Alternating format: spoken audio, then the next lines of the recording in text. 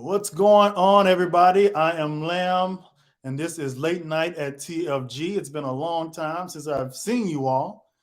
We haven't done this show in what? It's been over a year, and basically on this show, it's late night, so we just talk about whatever's going on in the world, particularly politics, but we talk about some headline news as well. And so we're gonna get into a few things, and I'm gonna have a guest on every time that I'm on. Not every night, maybe a couple times a week, we're going to have a guest on, and these special guests are going to contribute to the conversation, and we're also going to find out more about what they are doing in the world of media. Today, I have a very special treat. I'm glad that my first guest is someone that I definitely have a lot of respect for. This person is way more boisterous than I am. I thought I would say anything and was boisterous and didn't give a damn what people thought about what I said and not being PC. But I think this guy trumps me when it comes to that, no pun intended. And I really appreciate the work that he does. And we're going to talk more about the work that he does at the end of this show. So I'm going to bring him on. This is Mr. Lee Black. Going on. Thanks for having me. Oh, thank you, man. I really appreciate you coming on. This is going to be very fun. He's no stranger to TFG. He's a part of TFG. I'm sure you guys have seen him. He has a show called Real Talk for Real Men. It airs when, sir? Wednesdays and Sundays. Wednesdays and Sundays. Let me see. I'm going to put a banner up real quick so y'all can see. Lee Black, Real Talk for Real Men. You don't want to miss it. Great show. We'll talk more about that later in the show, but we're going to get into a few topics. There's some things going on in politics, and you know what? I tried to stay away. Hold on. I'm going to make sure I hit the comments. The pretty lady, how are you, Miss Devin? Hello. How are you? All right, and our brother is here. What's going on, Mr. Kendrick? Brother Kenny. How are you? So I've been shying away from politics for a long time, Lee. You know, I used to do a show almost every night about politics, and it took a toll after a while. And I told myself when Biden got in office, I was going to wear his ass out every chance I got because I felt like I wore Trump out as much as I could, but I wanted to wear Biden ass out. But the problem is it's been so boring to me. So I hadn't been able to do like I want. I needed to be exciting. One thing that Trump provided for me, Devin said, excited to hear this. Thank you. One thing that Trump did, he provided entertainment. Even if I didn't agree with all the stuff that he did and proposed and stuff he said, it was funny and it was good for content creators. It was good for comedians to have that content to talk about. Absolutely. Why he was dangerous though.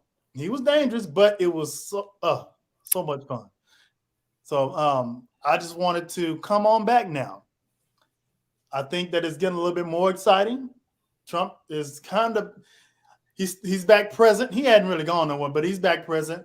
And there's stuff to talk about as it relates to Biden now that really affects all of our lives. And the first thing that I want to chat about that pertains to most of our lives is this thing right here. Student loan forgiveness. Now, correct me if I'm wrong, Black. When he campaigned, did he not talk about this student loan forgiveness? Absolutely. He ran on, that was one of the main platforms he ran under.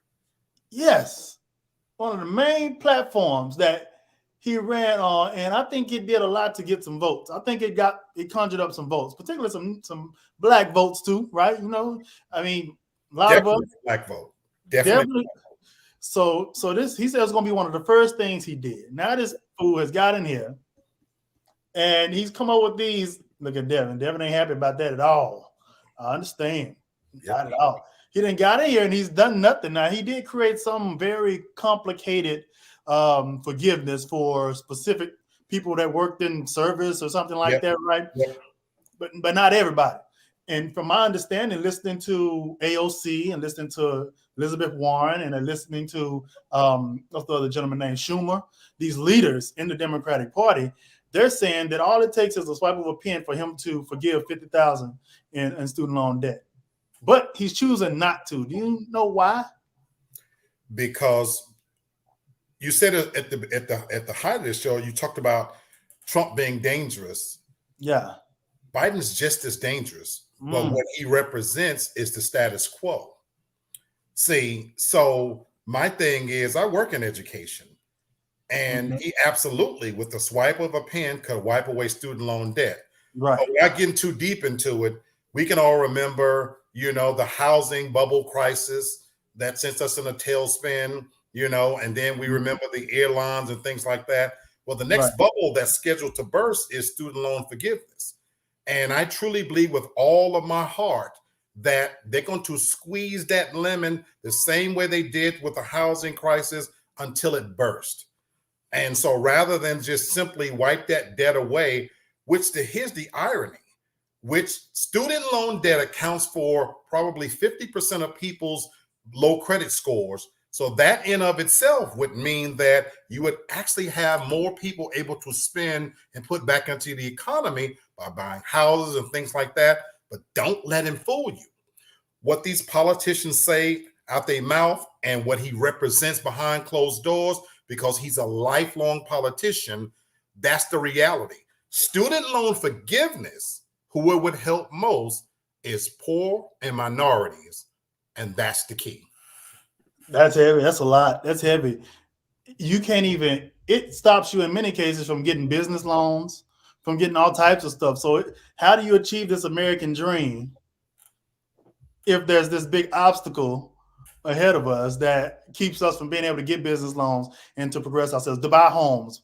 Absolutely. Let me see. Rep says, hey, dudes, I'm going to have to replay Gang Gang against Kenny Washington beat it. Oh, I forgot about that. I'm about to check that out, too, when I get out of here. Hopefully it's still going on. Thank you for popping in. Appreciate it. So there's an obstacle still. So it's almost like slavery's gone, but there's still all these tools in place to keep us behind, which is so freaking stupid. And he proclaims to be this liberal, not liberal, but democratic leader for the people, for the little man, for the working class. He always talks about Scranton, Pennsylvania, which nobody gives a damn about. Right. And he's doing nothing. And I haven't heard anything from him as to a legitimate reason as to why he's not doing it. How are you the Democratic president? And I don't want to get on a bender about this for too long. How are you the Democratic president and you have your leaders telling you this is what they want? This is what we like. This is what the people want. This is going to help. And you basically saying no to it. It's just weird. So let me share a couple of dirty little secrets with you. Again, working in the industry. And this is something we don't talk about even in African-American households. Yeah. My life personally as a professional was better under Trump. See, Trump is a monster. He may be amoral, but he was good for business and he was good for minorities in a lot of ways that we don't talk about. See, here's the reality. Trump had a school of himself.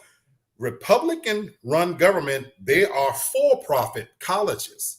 Democratic-led governments, they are against it. Under Obama, great person, great orator, all those things, they actually went after and attacked for-profit colleges. We know that they closed Everest. We know that they closed down ITT Tech. I worked at Everest. Yep. Right. So, and they were on the brink of closing down University of Phoenix. Well, think about the three schools, just the three schools alone I just named. Think about when you drive around where these schools are. They in affluent neighborhoods? Nope. Absolutely not. For-profit colleges are built on the backs of minorities, and people with low income, which Republican-led governments are for that. The reality is Democrats talk a great game of positiveness and for the middleman, but in reality, they're as hurtful as anybody else. And they're a danger to us if you want to really be honest about it. It's just like you think about, it's a great parlor game.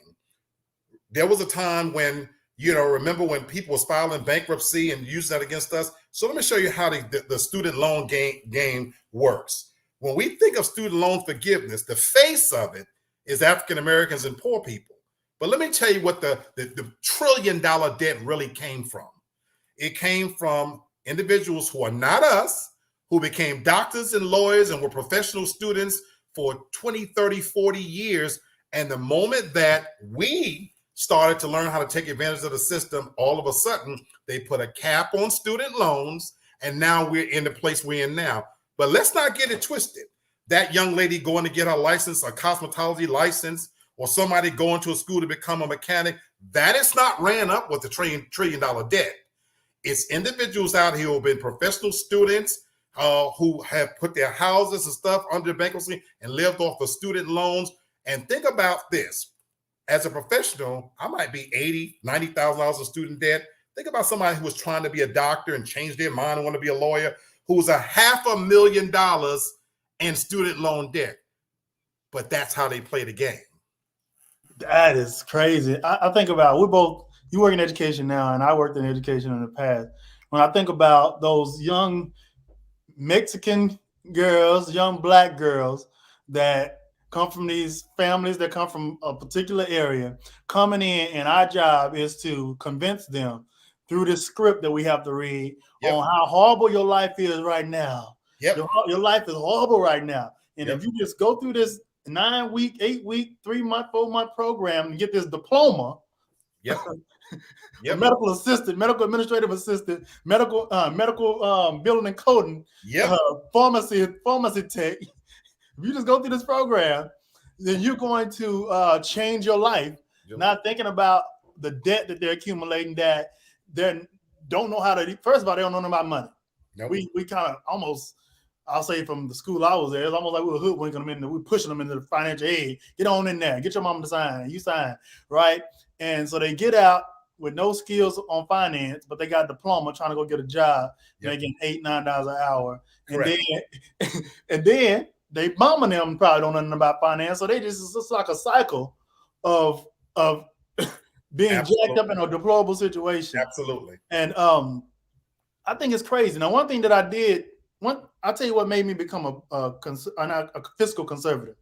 I want to say this because I lose viewers when I say I'm not Democrat, but I'm gonna say it so anybody that watches this show gonna know I'm not a Democrat. I am a fiscal conservative, social liberal. When it comes to people's lives, I give a damn about it. When it comes to who people screw, who they marry, I don't care. I think you should be able to screw and marry whomever you so choose. I'm not in your business like that. I believe in ultimate freedom to a degree, and as far as finances too. Get out of my pockets. Stop. Don't overtax me because I'm choosing to go to work without a degree, without student loan. Well, I got a student loan, but I didn't finish school. But without that, and don't overtax me because I'm choosing to do something with myself. So that's why I'm a fiscal conservative. Also, because I saw a whole lot of girls that I had to get jobs for when I was in career services, and they would turn them down because they didn't want to make a certain amount that would mess up their benefits. Yep. That was one of the things that drove me to start thinking about finances. I'm like, oh, wait a minute, in the government spending and all that. So it's very odd that I'm actually even having an issue with student loan forgiveness, because I feel a certain way about government giving money anyway, or forgiving money anyway. But my issue is because he ran on it, and it's a promise that he made, and he got votes as a result.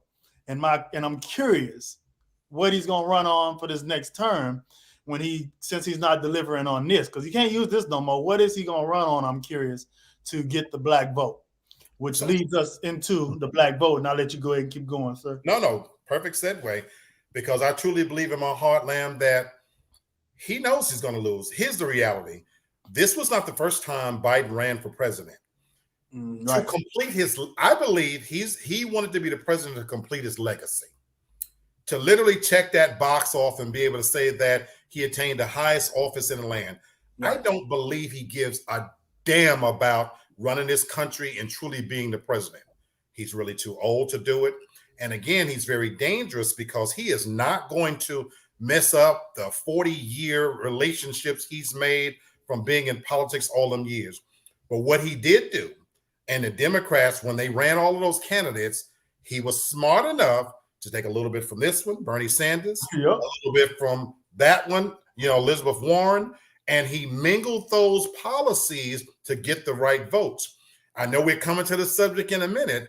Even the vice president he chose, he did not want her, but it made sense. And so to cop the Black vote, student loans was something that he knew would appeal to young minority voters. Yeah. And that was a block of voters that did not connect with him on any level. Right. And if you go back to the campaign, he was Creepy Joe. Yes, he touching was. women on the shoulders. But when you start talking about forgiving student loan debt, young minority voters, black, white, Mexican, Latino, that is something we could relate to because he sold us on the fact that, once again, the great Paula game, we could get into the American dream. But he never had any intention of doing anything. Never. Not at all. And I agree 100%. He had no intention. The black vote. What are the Democrats, whether the candidate is Biden or whether the candidate is Kamala, whether the candidate is whoever else, Bernie or Elizabeth, Hillary, whoever, what do they need to do? What do they need to do to secure the black vote this time? Let's see. Next election, I ain't Republican, but don't push me. I just don't trust them. At least make me feel safe and love me while he BS. Or at least she said at least Obama made him feel right. Obama he's special.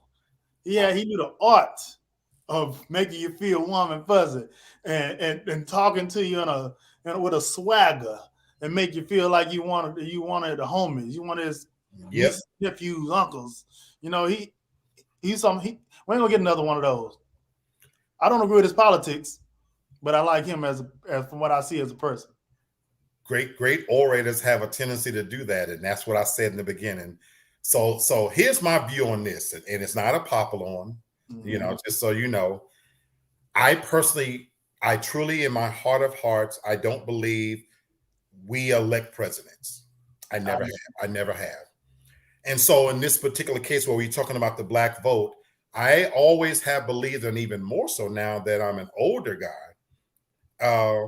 the black vote is done so that they can have an idea of where you are and what you're thinking about. So whenever I see election time come around and I see churches get involved and grassroots movements, driving old folk to the that's what I'm talking about. And they tell us on this is the most important election of your life. That this is going to change, that's going to change. Men lie and women lie. There's a simple principle here. Numbers don't lie. Black people, we only represent 13 or 14% of the U.S. population. Right. Latinos is the fastest growing population right here in America. Right.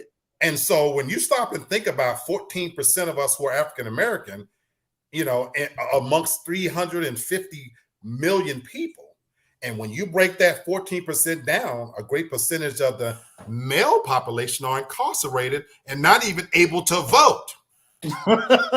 So let's be clear here now. We're not electing any presidents out here, but what we do is by our vote, we let the elected officials know exactly where the hell we are. I live in Atlanta, Georgia. Now, living here in Atlanta, it appears as if the African American vote means something. Yeah, it seems like all you see black folks in Atlanta. That's what it seemed like. But that's just Atlanta. Georgia is a Republican state. Now, they were able to flip the seat here, but in reality, Arkansas, Tennessee, Texas, Georgia, that whole southern bloc, we make up a small minority of groups. When you break it down, African American vote really only counts in maybe a dozen, maybe 15 cities, when in reality, once they get in that seat, now they're able to sit back and look at the numbers like any good CEO and say, you know what? So in Georgia, Atlanta, this is where the voting bloc of the black people are. So this is where I can allocate funds here. But in Savannah, where it counts, this is where I'm going to spend the most money. We don't elect the black vote is a joke to me. Now, having said that, real quickly, that doesn't mean that we can't affect change. We can affect change on a smaller level. Let's be honest. At the highest level, we're never going to eat with Biden, Trump, or any of those damn people. They don't give a damn about us. The reality is you can affect change by your elected officials who oversee the council, the school board, state assembly. Those are the things that affect us every day. Absolutely. DA, district attorneys. Correct. Which is a catch-22 to me, though, anyway, though, because when you think, I don't want to say too much, I don't want to run people off yet. I don't want to run folks off yet on that, on how I feel about the justice system when it comes to these thugs. All right. So the black vote, I like what you said. Everything you said make a whole lot of sense, and I agree with you 100%. It definitely lets them know where we are and also where they're going to. They don't have to spend no money in the black communities because we do it for them. We the grassroots automatically. Pastors and preachers getting up and like you said, driving folks to the ballots and all that. They ain't got to come to South Dallas at all. They ain't got to come to Oak Cliff in Dallas at all. They ain't got to go to Compton. They ain't got to, and they not. They have no reason to. We're doing it for them. No. All they gotta do is say a few things to scare you, or give you a few promises of student loan stuff, or giving to some black colleges, or we're gonna make sure you can keep your stamps. That's all you gotta do, and you got the Democrat vote, and all we letting y'all through the border, so we're gonna get the Mexican vote. This is everything the Democrats do. And I'm not just trying to be hard on Democrats. I'm hard on Democrats and Republicans. I don't like politicians anymore. I hate politicians. They're liars, and everything they do is for a reason. But particularly the Democrats, everything they do is under the auspices of acting like they really give a damn, and they really don't. They like groups that they want votes from. Yep. They pro LGBTQ for whatever because they want that's a big voting block. Yep. Huge voting block. Huge. Mexican, huge voting block. Blacks voting. So I hate it. I hate it. And I hate even listening to Biden talk because you can tell when they're lying. They just like, come on, we know you're lying. Can't you just be honest about what you're doing? And if you can't do it, say you can't do it. If you don't want to do it, say you don't want to do it. And if you're not going to get enough support, just say that. We know that caucuses got to be on board before stuff can happen, but they play on the ignorance of the American people. There's a moderate caucus, there's a liberal caucus, there's all these different caucuses that have to get together and determine whether they caucus is going to be on board with it before you even push it, because you're wasting your time and wasting your effort if they're not going to be on board with it. A lot of willing and dealing they got to be done in DC that we don't get to see, that happens before we even hear about a bill, and it's a mess. Absolutely. All right. Oh man, I'm getting back in my groove with this political talk stuff. You know, I was talking with Brenton a couple of weeks ago. Everybody, Brenton is the host of TFG Tonight on this channel as well. And I was telling him, man, I used to do these political talks every day. Now I couldn't tell you nothing that's going on. I don't know what's going on. I was just so out of the loop. So for the past week or so, I've been really just kind of watching the news, and I've been like, oh, this is why I hadn't been watching. There's a lot of crap, but I'm getting back in the loop. Let's talk about Miss Kamala Harris. Let me say, our vice president, and I just want to start by saying I am so excited that we've broken that ceiling, I guess, of having a woman vice president, quasi-black president, mixed black, a woman of color president, vice president, minority, if you will. I like it, and I like her. I liked her. I don't know if I like her now. I don't see her enough to like her, but I liked her. I liked her in the Senate because she took it to him, and she was very boisterous. She was out there. We saw clips of her all the time because if something was being talked about in the Senate, she made sure she got a soundbite because she ate their lunch at every chance she got, and I like that. I love seeing a black woman do her thing like that with confidence.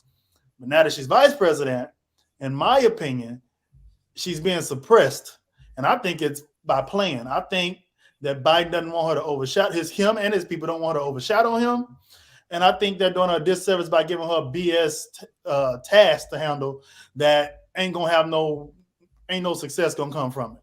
Just asinine stuff in order to keep her suppressed because they don't want her running for president next term. I think he wants to run, which he said he is. So I think they are really cutting her legs out from under. What you think? Woo. So, in my opinion, she was a lame duck VP from the moment she took the office. Yes. And I think she knew it and accepted that role. But at the same time, it was a win-win. Yeah. Politics is a dirty business, and backdoor deals are made all the time. All day long. So we can sit here and talk about how Schumer on this end, and then you have the Republicans. At the end of the day, these people play golf together. They eat together. They're friends. Yeah, they're friends, I watched this election from its inception, and when they were running, he knew he could win. This was another way to secure and lock in two birds with one stone: the black vote and the woman vote. Hillary Clinton had already broken through the ceiling. We don't give her enough credit. Hillary Clinton had actually broken through the ceiling. Had it not been for the FBI investigation that just so happened to come along right around the time when the election was coming, she would have been the president. And I truly believe she would have been a great president per se. She's tough where it needed to be tough. She was the brains behind Clinton's presidency in the first place. That's a tough woman. Whether you like her or dislike her, they were afraid of Hillary Clinton. They didn't want her. She was powerful. She had connections all over the world. Connections. So she had already, in my opinion, broken through the ceiling of where women could go. So here's the thing. Uncle Joe knew that he could win with a woman. The better candidate, he had two better options: Stacey Abrams and Keisha Lance Bottoms, right here in Atlanta. And they are the ones chiefly responsible for turning that seat over and giving control to the Democrats. Right. Here's the problem. You can't pick Stacey Abrams because, God, I'm going to say it the way I feel it. You can't run with a fat black woman at your side. From an aesthetics point of view, it's late night. It's going to vote for her. Let's just be honest. You know, Adele is a great singer, and she can be even greater now that she's lost the weight because we are a visual people. Beyonce is great to look at. He cannot put at his side, even though Stacey Abrams was the most intelligent, qualified candidate, even more than Joe, but there's no way that the American public was going to select him with the idea that if something happens to him, a fat black woman would be the president. Same thing with Keisha Lance Bottoms. The representative for the strongest nation in the world. There is no way. And the same can be said of Keisha Lance, although she's attractive. With Keisha, she can only go so far. Kamala, even think about the name, the moniker. She's married to somebody white. She has a straight hair.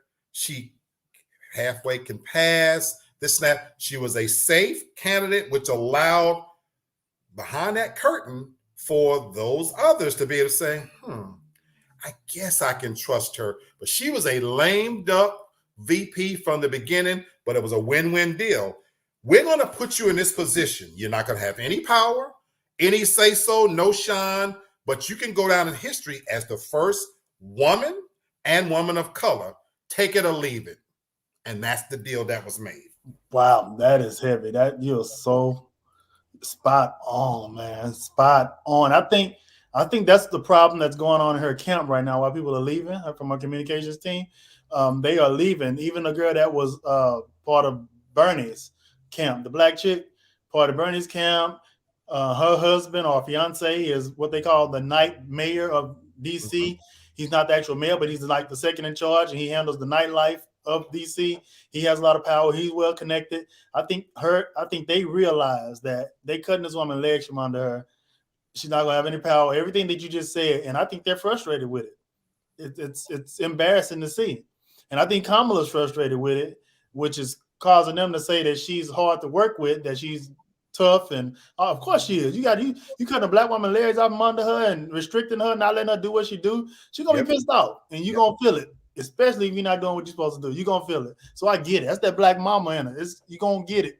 You're gonna feel it. And I bet her and Biden don't even care for each other. I bet she can't stand absolutely not. They don't like each other. Right.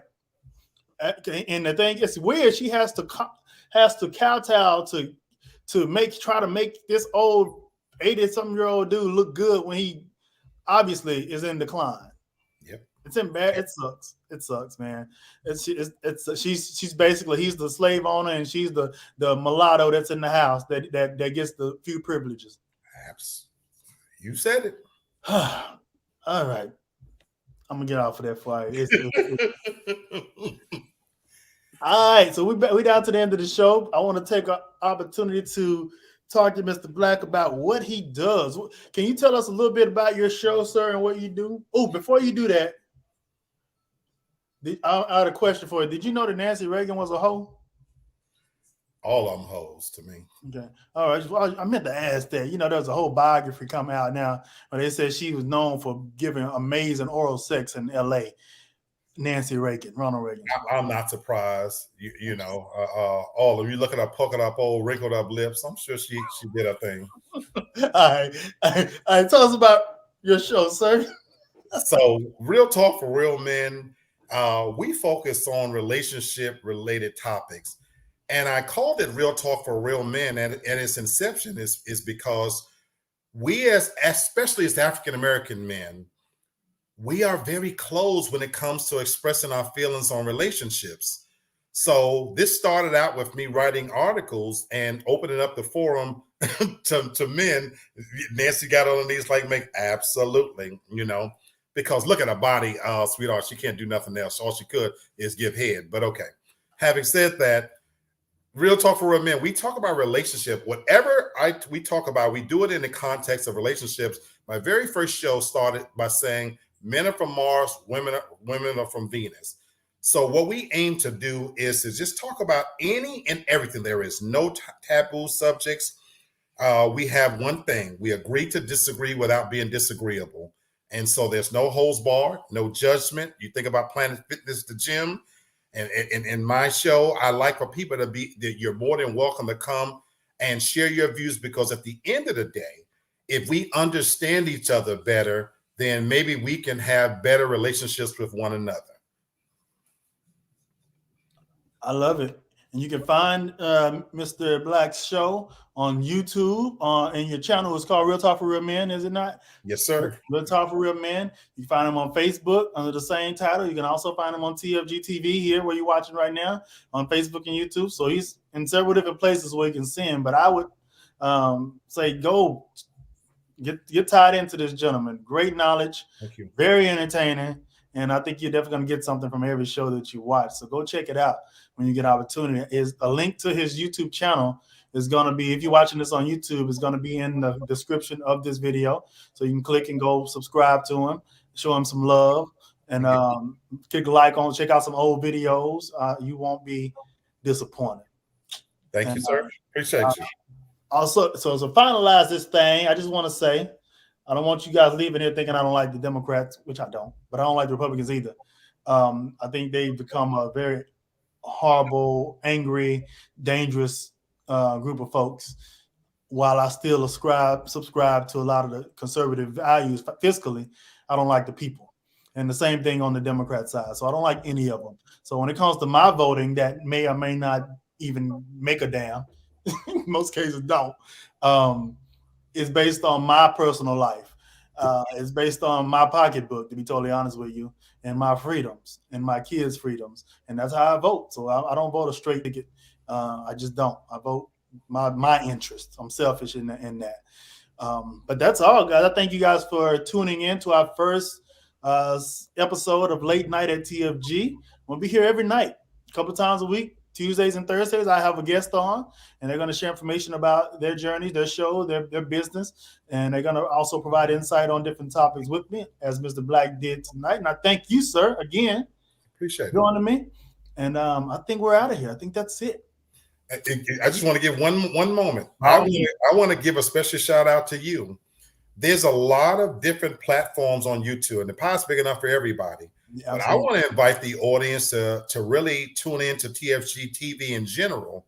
What you're providing here is missing from these platforms. There's a lot of foolishness and fuckery. Excuse me for saying it that way.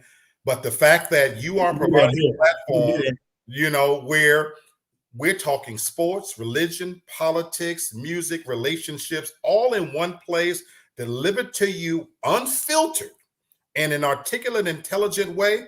This is the man.